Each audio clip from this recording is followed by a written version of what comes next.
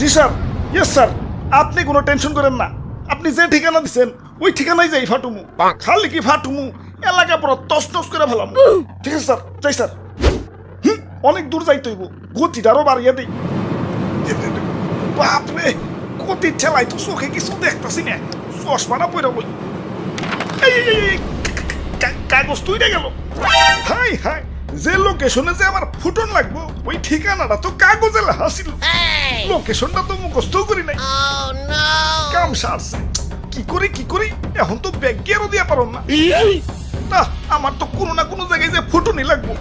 কি করি কই পুরি। ওই তো সবুজ শ্যামল একটা দেশ দেখা যাইতেছে।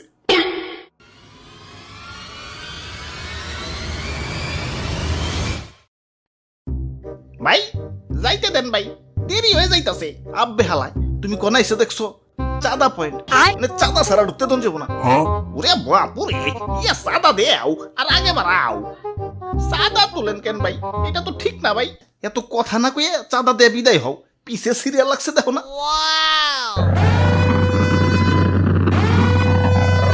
আরে আরে খারাও, তো তাড়াহুড়া গেলা। ওই আমার পতাট কেউ না, আমার একটু সামনে গিয়া ফুটতে হইব। কিন্তু সামনে যাইতে হলে যে চাঁদা দেওয়া লাগবো। এই চাঁদা হবাই চাঁদা, এই রাস্তা দিয়ে যেই যাইবো তারই চাঁদা দিতে হইব। দেন আপনার চাঁদা দাদা 150 টাকা। 150 টাকা? এই আমার কাছে কোনো টাকা নাই। টেকা না থাকলে তো যাইতে দেন যাবো না। ওই ইমার্জেন্সি ভাই, আমার একটু সামনে যাই ফুটন লাগবো, যাইতে দাও ভাই। না না, চাঁদা ছাড়া তো কোনোভাবেই যাবার দেন যাবো না। কাম সারছে রে, কোন দেশে বললাম? অন্য দেশে ঢুকতে গেলে তো এন্টি মিসাইল সিস্টেমের মুখোমুখি হইতে হয়, এনে তো চাঁদার মুখোমুখি অন লাগতাছে। ওরে বাপুরে, এইটাই আমাকে উন্নত প্রযুক্তির এন্টি মিসাইল সিস্টেম। আরে ভাই বুঝতাছো না, ইমার্জেন্সি ভাই, আমার সামনে যে ফুটন লাগবো। বিশ্বাস করো ভাই, আমি তোমাকে দেশে ঢুকতাম না ভাই। খালি যে টার্গেটে যে আমার ফুটন লাগবো ওই ঠিকানাটাই হারিয়ে ফেলাইছে। এখন এটাই আমার জীবন, লঞ্চ করার পর আমার ফুটনই লাগবো, যাইতে দাও ভাই। যাও, না করছে কেরা? চাঁদা দিয়ে জেনে মনে হয় হেনে যায় ফুটোগা।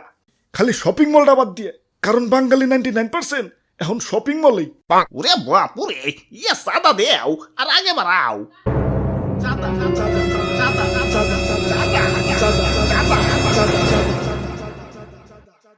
আরে ধর, এই তখন মানুষের বেলায় কোথাও শান্তি পাইতাছি না। একে তো আমার জায়গায় জায়গায় ফুটিয়া ফাটিয়া দুনিয়া জুড়ে একটা গ্যাঞ্জাম বাজিয়ে দিছে, তার উপরে তোরা চাঁদা বাজিতে রাস্তা আটকে বই রইছস।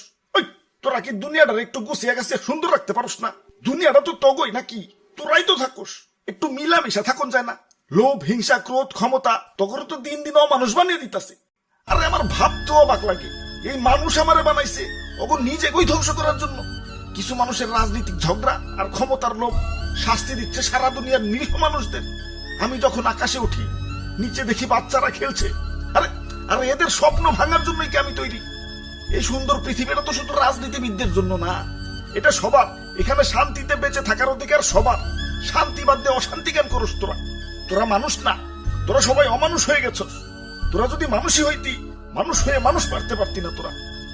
তোরা সেদিনই মানুষ হবি যেদিন আমাকে বানানো বাদ দিয়া পৃথিবীটাকে সুন্দর বানানোর চেষ্টা করবি। তোরা সেদিনই মানুষ হবি যেদিন আমাকে বানানো বাদ দিয়া নিজের ভাইদেরকে বুকে টেনে নিবি।